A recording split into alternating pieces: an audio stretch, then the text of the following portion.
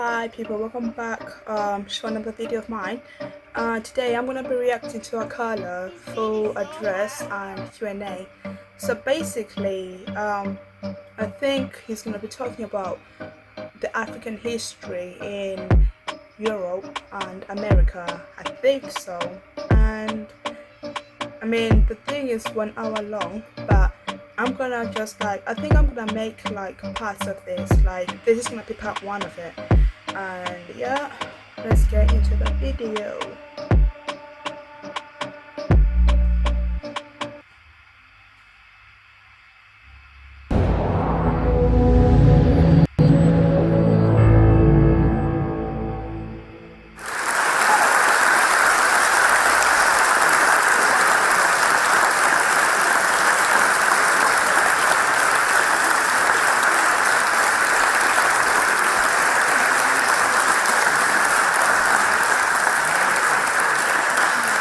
Good evening, ladies and gentlemen. How are you feeling? I might clap too.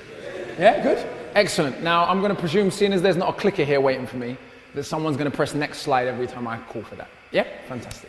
Okay, so, ladies and gentlemen, the subject of the talk today being Black history as the lost pages of human history.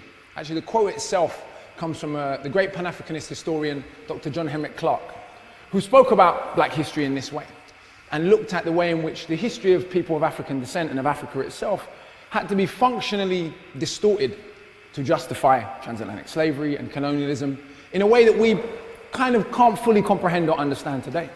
If we think about a time just over 100 years ago when African human beings were literally kept in zoos in London, in New York, in Paris, that gives us a sense of the strength of colonial propaganda and how deeply it had taken root in this society and others.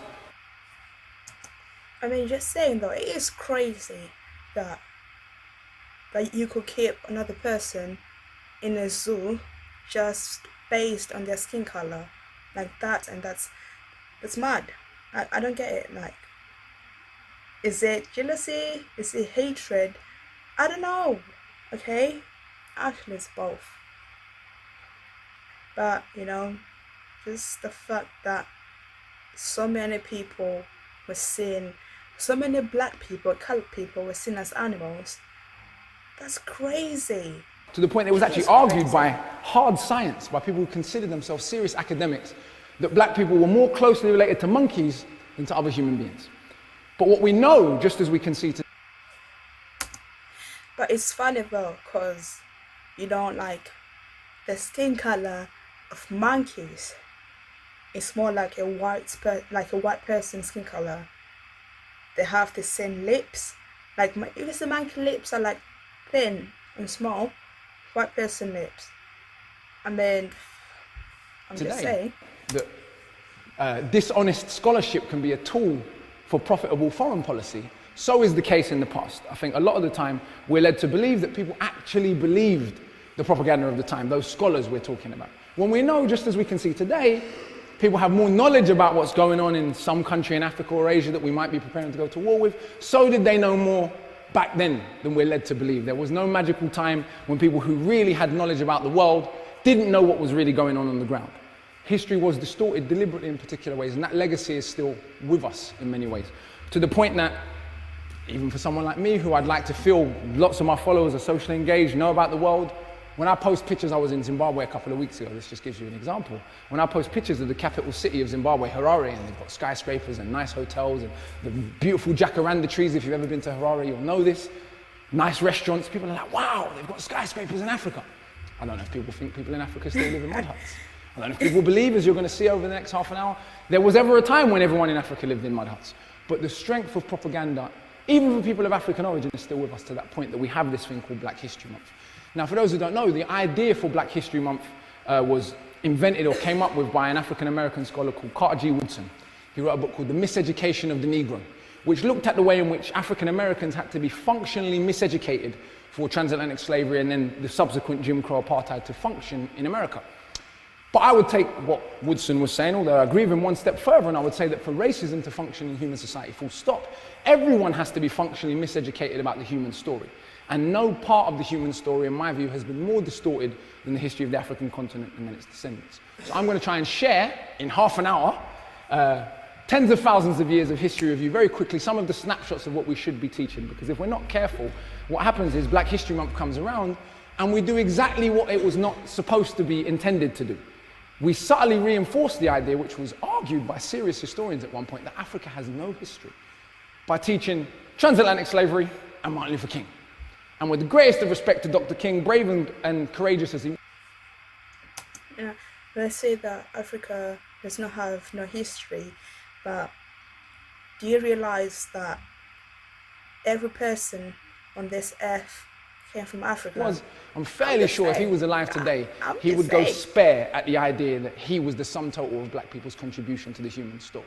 So it's important that we look at what we should be teaching during this month to correct some of these misconceptions, because people cannot be blamed for their ignorance if they are genuinely ignorant. People can be blamed if they've had a different set of information and still choose to remain ignorant. So can I go on to the first slide, please? That's true, though. This is where I've chosen to start the story. We could have started the story, anthropologists are still telling us, that the oldest human remains ever found are in Africa, that we are all common ancestors of the Ethiopian Australopithecus called Lucy or Dinquinesh. But I've chosen to start the story here. For those who don't know, the Sahara was not always a desert. So it expands and contracts, in my basic geological understanding. As the rains migrated south, the Sahara expanded. When those tropical rains migrate back north, the Sahara contracts. Over thousands of years, this process goes. So across the Sahara, all across North Africa, we find some of the oldest cave art in human history. Pictures like this, all across North Africa. Next slide, please. We also find many, many examples of this. This is an astronomical observatory. In this case, arguably the oldest astronomical observatory in the history of humanity. Scholars believe it's somewhere between 7,000 and 9,000 BC. So possibly as old as 11,000 years ago. Two American physicists called Thomas Brophy and Robert Bouval wrote a fantastic book called Black Genesis, looking at the relationship between this astronomical observatory and the evolution of the ancient Egyptian religion and subsequent civilization. Next slide, please. Which brings us on to the first point of contention in ancient African history. Can you see here, for anyone who didn't see this film, and I didn't see this film, I'm not in the habit of watching propaganda, that Hollywood is trying to convince us that in ancient Northeast Africa, Anglo-Saxons were the ruling elite.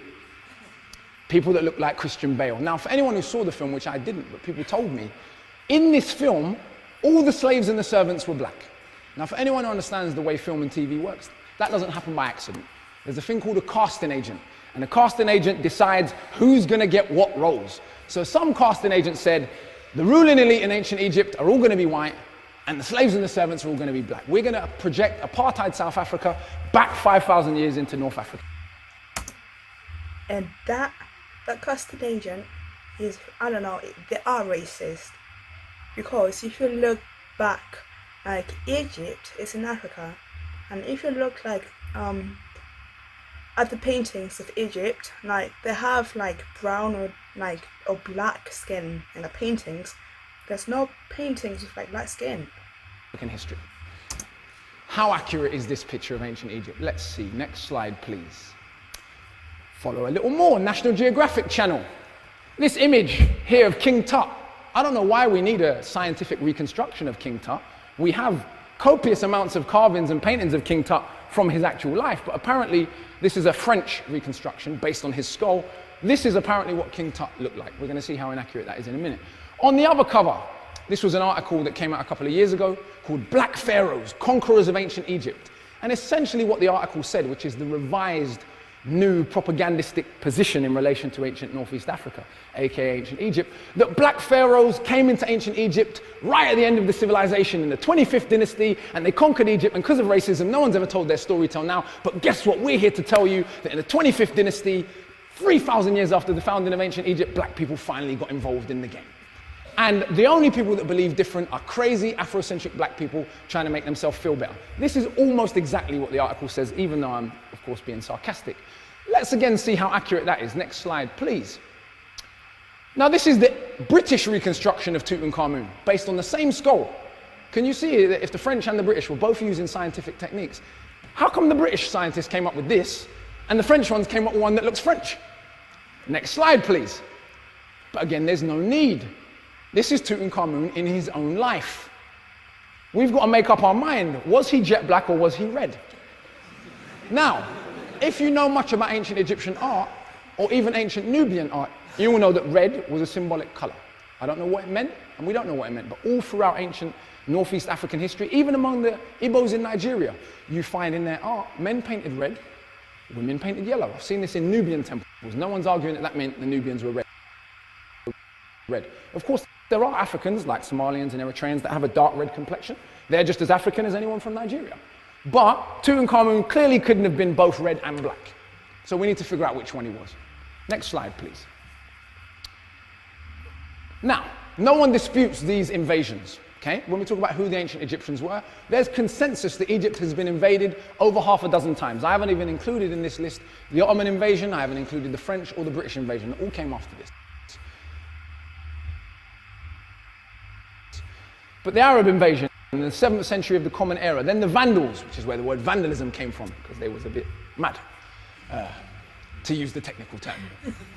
That came in the 5th century. They are Germanic, German people. Then the whole of North Africa, not just Egypt, was a Roman province. Before that, Greek, before that, Persian in 525 BC. At the most conservative estimate, ancient Egyptian history, pharaonic kingship, begins in 3100 BC. I say most conservative because I don't actually agree with that chronology, because my teacher, Robin Walker, big shout out to the OG, taught me that there's reasons to disagree with that chronology. But nonetheless, if we go with the most conservative estimate, can we see that the Persians still got to Egypt 2,500 years after the founding of ancient Egyptian kingship? So who was living in Northeast Africa prior to all of these invasions from people that are not from Africa? Well, let's see. The ancient Greeks saw the ancient Egyptians for themselves. They were in Egypt during the Persian invasion, and of course, then when they ruled Egypt for a little while. Let's see what some of them had to say. Next slide, please. Theodorus of Sicily, General Histories, Book 3, 30 BC. Now the Ethiopians, for those who don't know, Ethiopian literally means of the burnt face. It wasn't an insulting term, it was a generic term for black person, yeah? Back in the day, and it referred to generally all of Africa, and even the Greeks used it to refer to parts of India. You go to India today, in southern India, you'll find people, some people, as black as any people in Africa. So it shouldn't surprise you if that term was used, but it was a generic term meaning black. Now the Ethiopians, as historians relate, were the first of all men. The proofs of this statement, they say, are manifest. They also say the Egyptians are colonists sent out by the Ethiopians. Now can you see, we're told modern science discovered that Africans were the first people on the planet.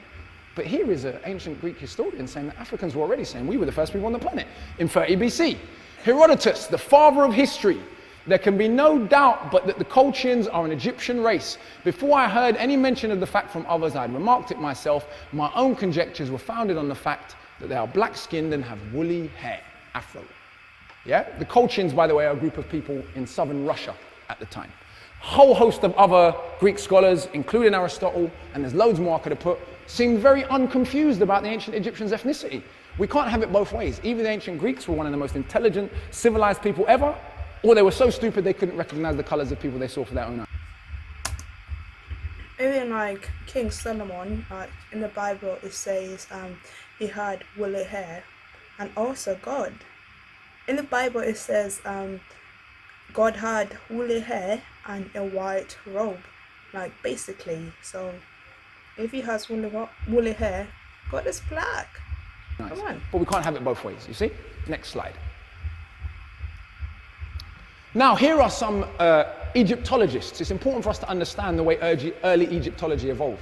When the French came to Egypt and colonized Egypt, it was in the height of transatlantic slavery, late 1700s, Napoleonic expedition to Egypt. The Sphinx, the pyramids, all of these things are newly rediscovered.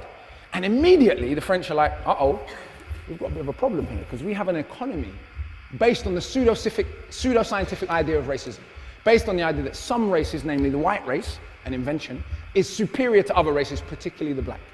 And the discovery of an ancient African civilization, thousands of years before there was anything of comparable stature in France or England, not an insult, just a fact of history, created some problems. Now, some scholars immediately reacted to this by saying, okay, well, clearly racism's nonsense. Hooray, we can do away with such a stupid idea. Of course, foreign policy realized this wasn't terribly convenient if your economy depends on racialized slavery. So even though some honest scholars came out and told the truth, many scholars went against this, and you're going to see how ridiculous some of the explanations got.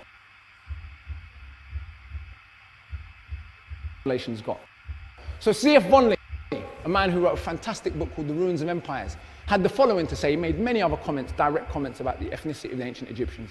This is one particular comment, one of my favorite. He said, "There are a people now forgotten, discovered, while others were yet barbarians, the elements of the arts and sciences, a race of men," now, of course, like most sexist men, he used men, but he meant all humans, because we just normalize that kind of language, men to represent all of humanity, "now rejected from society for their sable skin and frizzled hair, founded on the study of the laws of nature, those civil and religious systems which still govern the universe." Champollion, not the main Champollion, but the brother of Francois Champollion, had the following to say. I'm not going to read it all, but if you look closely, he says that Volney's basically chatting rubbish. There's no way the ancient Egyptians could have been black. But let's get to the end, and this is how funny it is. Listen to this part. Volney invokes that of Herodotus, who recalls that the Colchians had black skin and woolly hair. Yet these two physical qualities, black skin and afro hair, do not suffice to characterize the Negro race, and Volney's conclusion as to the Negro origin of the Egyptians is evidently false and inadmissible.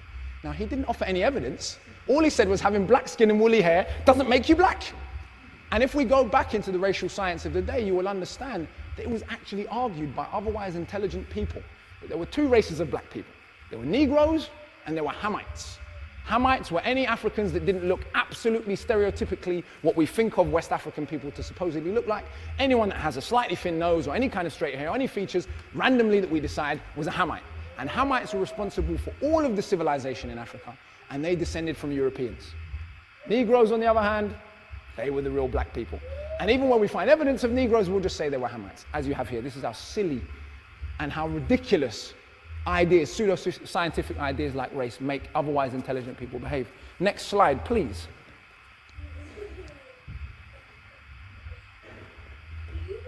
Again, two early Egyptologists saying very much the same thing.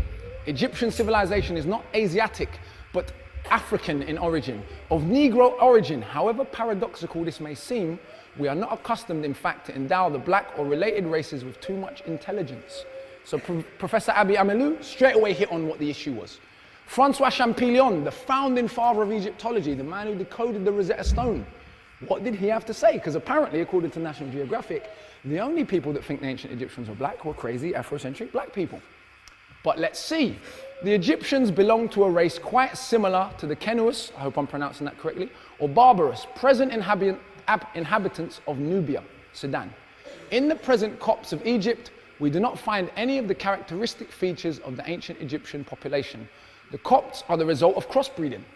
Seems normal when a country gets invaded, there's interbreeding. The people that live in America today are not representative of the ancient indigenous Americans for the most part. Even though those people still live there, the average citizen of New York does not look like the average American 500 years ago. With all the nations that successively dominated Egypt, i.e. the Greeks and Romans, it is wrong to seek in them the principal features of the old race. And I could go on ad infinitum of Egyptologist after Egyptologist who, even if they felt compelled to racially abuse the ancient Egyptians, which many of them did, some of the art historians talk about how can you ever say their carvings are nice when they're so obviously Negro. Many of them, scores of them, are like, well, obviously they were black, that's why they were uncivilized. So Egyptologists were presented with this real problem. Either ancient Egypt was civilized and European, or uncivilized and African. And very few of them acknowledged that it was both highly civilized, highly technically advanced, and also African, but a few of them did. Next slide, please. This is the first pharaoh of ancient Egypt. The man who united the two lands. He came from what we call Upper Egypt. Now, to understand Upper Egypt is Lower Egypt to us. Upper Egypt is the portion of Egypt closest to Sudan, not closest to the Mediterranean. And the early kings of Egypt came from this region of Egypt. This is Nahum Menes carrying that stereotypical Negro face that we were told in old pseudoscience made a person inherently inferior. Next slide, please. 2,000 years later, in the tomb of Ramesses II, is this. This is reproduced by two European Egyptologists whose names are at the bottom. And this is what we call today the portrait of the races. This is how the ancient Egyptians in 1200 BC, so 2,000 years later than the founding of their kingdom, saw the different groups of the world, according to the hieroglyphics. Figure A is the ancient Egyptians as they saw themselves. Can you see? It goes right along with what the early Egyptologists thought. It goes right along with what the ancient Greeks thought. No one needs to be confused about what they look like. And in fact, it looks a lot like the picture of Tutankhamun we just saw. So that's how they saw themselves. They didn't seem to be particularly confused about their ethnicity. Figure B is Indo-European people. Figure C is other blacks of Africa, presumably the Nubians, who were the main people that the ancient Egyptians had as rivals. I don't want to give you the impression that there was this magical time in black African history where all black people just got along and bogled and sang Kumbaya together. That isn't how things go in real history, right? Because what some pseudo-Egyptologists have tried to do is said, but the Egyptians fought the Nubians, so they couldn't have been black. Okay. So what, all black people have just always got along then, apparently. Okay. Figure D is Semitic people, people in the Middle East. Now, can you see that the only difference between figure A and figure C is one of swagger? Figure A has 3 stripes, and figure C has 2. Other than that, they're exactly the same. Next slide, please. Now, what you'll notice a lot with ancient Egyptian carvings, and I don't believe it's quite ever got to the bottom of who was behind this all, but we have to understand this in context. The Sphinx has no nose on it, and the Sphinx has a very stereotypical Negro face. We have to understand the level of hatred that was being dealt with when early Egyptology evolved, and we start seeing all these granite statues that are otherwise perfect. Now, granite is a very tough substance, but their noses are just missing, and no one wants to explain why the noses went missing. But viewed in the context of the time and the offense that the idea that Negroes could have created such a magnificent ancient civilization would have caused, it seems fairly clear where some of this malicious behavior could have easily come from. Next slide, please. We just see loads of ancient Egyptian statues, they just ran into the wall and their nose just came off. Next slide, please. Can you see a lot of my Rasta brethren think that Rastas invented dreadlocks? Here is a gentleman clearly with dreadlocks, a few thousand years before the Common Era. Next slide, please. More noses missing. Next slide, please. More noses missing. Next slide. Thankfully not. So are you trying to say that the racist people that want the world to see black people as inferior took off the noses of black pharaohs in Egypt, or like took off the noses of like black people in Egypt, basically like the statues of black people in Egypt? Wow. So they had to go to that extent just to make sure that the world doesn't believe that black pharaohs and black people in Egypt were like originally black. Not all of the noses are missing. These are some heads from Tanite. Can you see? More dreadlocks. These are not the ones that often get displayed in museums. Often what's displayed in museums can be the most, or what is perceived to be the most European looking ancient Egyptian carving. So you'll see Nefertiti everywhere. But we know Nefertiti's dad wasn't African. It's not surprising that Nefertiti was light skinned and she looked a certain way. If you don't know that history, someone's going to say to you, this is Nefertiti. She's representative of what all the ancient Egyptians look like. Can you see how you'd be confused? Next slide, please. And of course, let me be clear, that's not me saying the ancient Egyptian population was in no way mixed. That would also be ridiculous. Ancient Egypt was a mega civilization. Like any civilization, it would have attracted immigration, it attracted invasions several times in its history. I'm not saying every single ancient Egyptian had totally jet black skin, because there's no way for me to know that. What I'm saying is, they definitely didn't look like Christian Bale. This is the Pharaoh Doza. Next slide, please. This is the Pharaoh Khufu. This is the gentleman for whom the Great Pyramid was commissioned. Again, just look at his face for yourself. Make your own decision on what you think he's likely to have looked like based on the evidence of people that carved him in his own time. Next slide, please. And the issue here is really the human story. In the Enlightenment, the idea that Europe had basically been responsible for everything positive in the ridiculous as that may seem to us now living in the 21st century, with the return of Chinese power, with the Indian mission to Mars, with all of these things that are going on, and it's clear how much the world is changing before us, it should be fairly obvious to anyone with half a brain that no one group of humans is responsible for everything wonderful that's ever happened, or all of scientific progress, or all philosophy. But 100 years ago, 150 years ago, that was considered a hard scientific idea, considered so normal that very few people even questioned that. And those European scholars which did question it, I could name some of them, probably no one in this room's heard of them. Have you ever heard of a man called Gerald Massey? He spent 36 years of his life writing a companion to Darwin's theory of evolution, working class white Englishman who taught himself to read, brilliant scholar, spent 36 years of his life writing a companion that tried to prove that not only humanity evolved out of Africa physically, but also culturally, spiritually, philosophically. He literally wrote 6 volumes. I have them on my shelves like that. Even though he was an Englishman, the only people today that read or publish his books are crazy Afrocentric black people.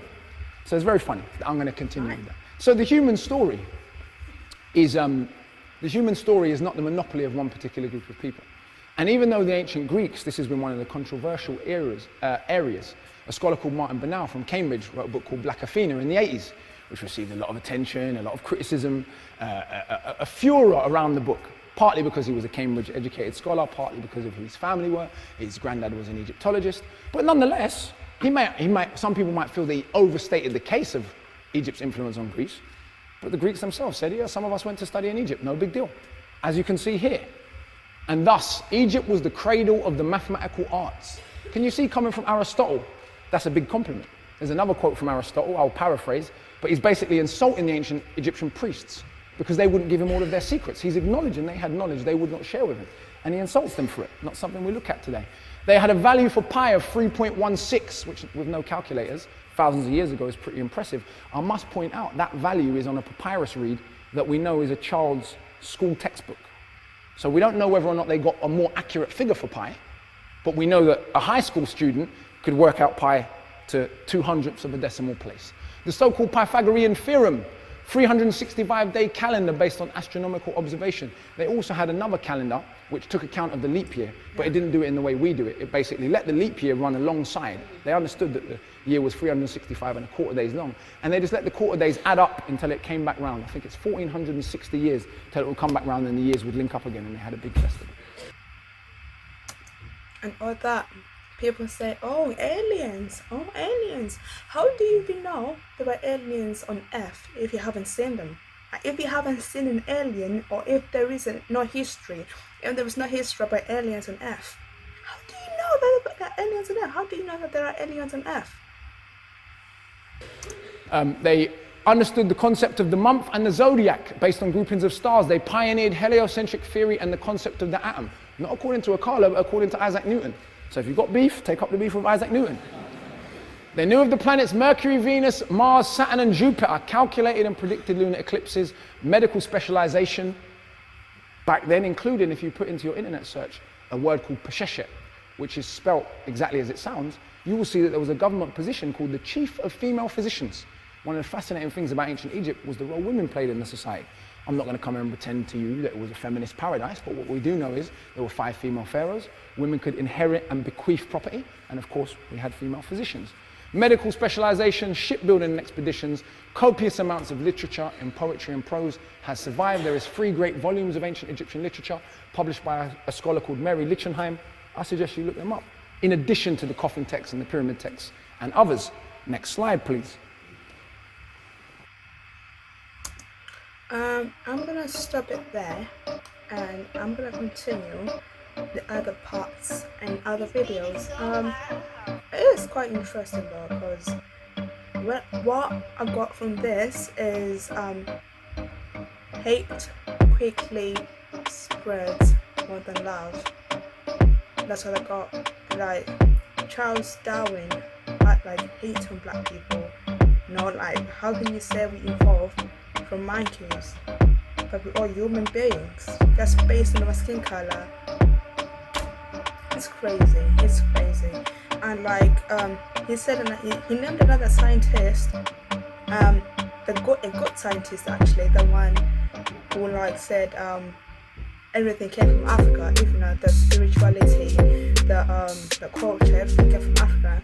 But that didn't spread. Why? Because there was love. Obviously, it's love. It's not gonna spread that much. People just wanna hate. I don't know why, but people just wanna hate. I mean, that's the world. What can I do? It is the world of today, and it is disappointing, to be honest. Well, I'm happy that like nowadays, like the truth is being revealed. I'm happy about it.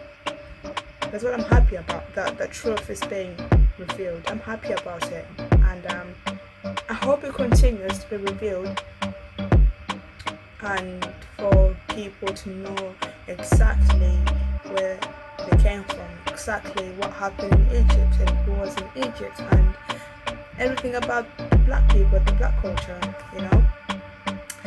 Yeah, I'm just gonna leave it there, and I'll react to the other part in the next video. Yeah, that was it guys, and I hope you enjoyed this part 2. 2 is coming soon, and yes.